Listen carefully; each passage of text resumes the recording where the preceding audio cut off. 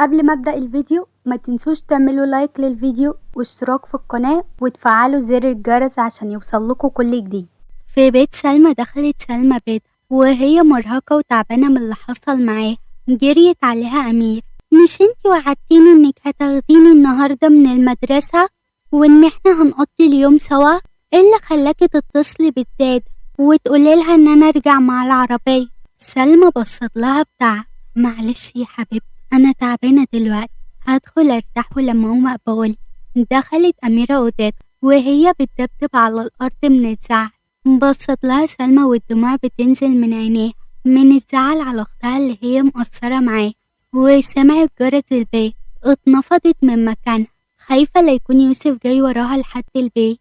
قامت ووقفت ورا الباب. مين اللي على الباب؟ أنا يا أنسة سلمى، علي الألفي. فتحت سلمى الباب بعصبية: انت عايز مني ايه؟ بتطلعلي في كل حتة ليه؟ انت ايه يا اخي، ما عندكش رحمة؟ ما ترحمني بقى وتسيبني في حالي. شغلي وطردتني منه، دراستي ورحت فتحتني هناك وخلتني مش عارفة ارفع عيني في عين الدكتور، وانا مظلومة وما عملتش حاجة. جاي هنا ليه؟ عايز تعمل فيا ايه تاني؟ ووقعت في الارض مغمى عليها. جري علي وزياد عليها ونزل علي لمستواها وكان بيحاول يفوقها. أنسة سلمى انتي سامعاني؟ أنسة سلمى ردي علي. خرجت أميرة من الأوضة ولقت أختها واقعة على الأرض. جريت عليها وهي خايفة: سلمى هي مالها؟ فيها ايه؟ وانتوا مين؟ وبتعملوا ايه هنا؟ ما تخافيش، أنا زميل أختك في الجامعة، هاتي بس كوباية مي. جريت أميرة علشان تجيب كوباية مي وعلي رش على وشها بس ما فاقتش برد. بص علي لزياد وعينيه مليانة خوف: اتصل على الدكتورة تيجي هنا بسرعة يا زياد. دكتورة؟ ها؟ وشال سلمى ما بين ايديه وقال للأميرة: هي الأوضة فين؟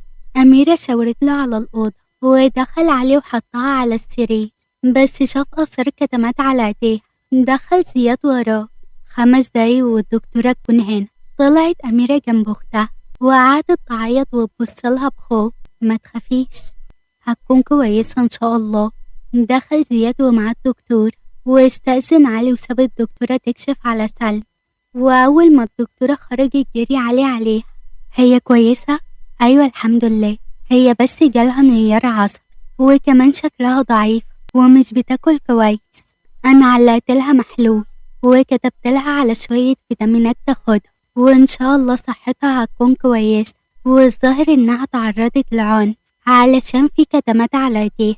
أنا هكتب لها على مرة وإن شاء الله الكتمات دي هتخف على طول، بس تبعد عن أي ضغط عصبي الفترة دي وترتاح حلو. طيب هي هتفوق امتى يا دكتور؟ لما المحلول يخلص، نص ساعة كده ولا حاجة هتكون فايق. شكرا يا دكتور. زياد وصل الدكتورة لو سمحت. زياد خرج ومعاه الدكتور ودخل عليه على سلمى بس لقاها نايمة زي الملايكة. مش يلا بينا بقى؟ وكفاية أوي لحد كده، انت جبت للبنت انهيار عصبي ولو صحيت ولادك هتتعب تاني. يلا بينا. عندك حق بس والله ما كان قصد. روح انت هات الدوا ده من الصيدلية وانا هستناك بره قدام الشقة تكون فايت واطمن عليها وامشي على طول. ماشي، لما نشوف اخرتها معاك ايه. خرج زياد وعلي من الشقة وراح زياد علشان يجيب الدوا وعلي واقف على السلم قدام باب سلمى وكان ندمان جدا على اللي عمله معاه. وفجأة سمع صوت طفل: هي سلمى هتكون كويسة؟ علي وهو بينزل لمستواها: إن شاء الله يا حبيبي، ما تقلقيش، هتفوق دلوقتي وتبقى كويسة. شكرا يا عم علشان جبت دكتورة لأختي، ما تشكرنيش، أنا ما عملتش حاجة. ممكن تستنى شوية يا عمو؟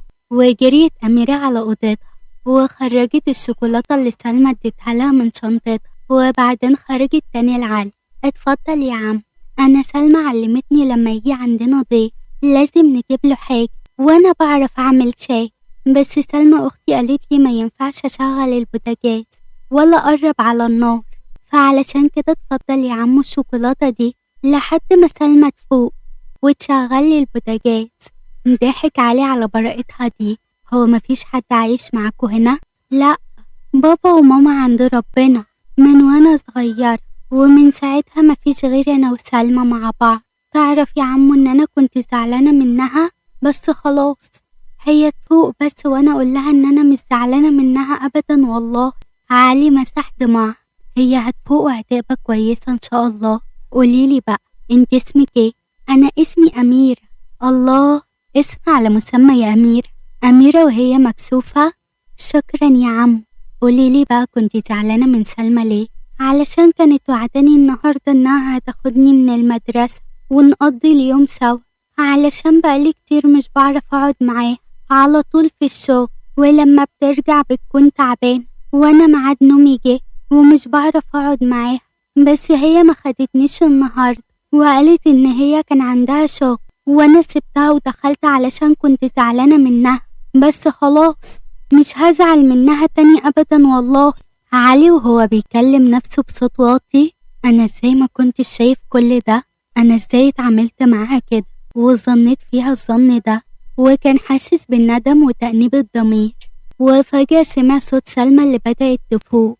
جريت أميرة عليها، سلمى صحيت، سلمى صحيت. دخلت أميرة على سلمى ولقيتها ماسكة راسها وبتقول بوجع، يا راسي. وبصت للمحلول اللي في ايديها. هو ايه اللي حصل يا أميرة؟ انتي وقعتي على الأرض وما كنتيش بتردي خالص، وعمو جابلك الدكتورة وهي اللي ركبتلك المحلول ده. عمو مين؟ خبط عليه على الباب واستأذن علشان يدخل. تعالى يا عمو اتفضل. ألف سلامة عليكي يا أستاذة سلمى. هو انت ايه اللي جابك؟ قطع كلامها علي بسرعة. اهدي بس، انا كنت جاي اتأسف على اللي حصل مني. انا عرفت انك مظلوم وهدير هي اللي عملت كده، وهي خدت جزاءها، وانا بكرر اسفي تاني وبتأسف لحضرتك. بعد ايه يا استاذ علي؟ ممكن حضرتك تتفضل من غير ما ترد؟ انا مش عايزة اشوف وشك مرة تانية. اتفضل اطلع بره. تمام ماشي، انا هسيبك ده، بس ارجوكي بلاش تتعبي نفسك وانا خارجة اهو همشي. وفجأة سمعوا صوت علي في الصالة، وخرجوا كلهم لقوا راجل كبير في السن ومعاه شاب عنده حوالي 30 سنة. انت فين يا ست سلمى؟ يا اللي ماشية على حل شعر وما لقيتيش اللي يربيك. اتدخل علي في الوقت ده. انت مين يا جدع انت؟ واحترم نفسك واتكلم كويس. شايف يابا، علشان لما اقولك ان ست الحسن والجمال بتجيب رجالة عندها البيت بيت عم الله يرحمه، علشان تبقى تصدقني بس. علي ضربه بالبوكس وقال بصوت عالي، احترم نفسك واتكلم عادي. وانت مين اصلا علشان تتكلم كده؟ انت بتمد ايدك على ابني؟ انت مش عارف انا ممكن اعمل فيك ايه؟ انت اللي ما تعرفش انا ممكن اعمل فيك انت وابنك. وبسأل على علي الألفي وانت تعرف كويس. بص عصام لابنه بخوف، هم عارفينه كويس هو مين. عصام هو بيجيب وراه إيه اللي ما يعرفك يجيها لك يا باشا. بس دي شقة اخويا الله يرحمه، ودول بنات اخوي. بنات اخوك وشقة اخوك؟ من امتى يا عم عصام؟ ها؟ من امتى؟ مش وقت الكلام ده يا سلمى قدام الضيوف. اتفضل يا باشا عندنا، نضيفك حاجة ونعمل معاك الواجب. لا ملوش لازم، انا كده كده كنت ماشي، كنت بس بوصل حاجة للأنسة سلمى وخلاص. لا يا باشا ما يصحش، لازم نعمل معاك الواجب. قلت لك خلاص ملوش لازم. وخرج من جيبه الكارت بتاعه واداه لسلمى وقال لها ده الكارت بتاعي، لو احتجتي اي حاجة اتصلي بيا. ملوش لازمة يا باشا، هي هتحتاجي وابن عمها وخطيبها موجود. كتر خيرك يا باشا. خطيبها؟ ايوه يا باشا، والفرح قريب ان شاء الله، وتنورنا طبعا. طبعا اذنكم. وسابهم ومشي وهو حاسس بزعل مش عارف سببه ايه. ولحد كده استنونا في الحلقة الجاية، وما تنسوش تعملوا لايك للفيديو واشتراك في القناة وتفعلوا زر الجرس علشان يوصل لكم كل جديد.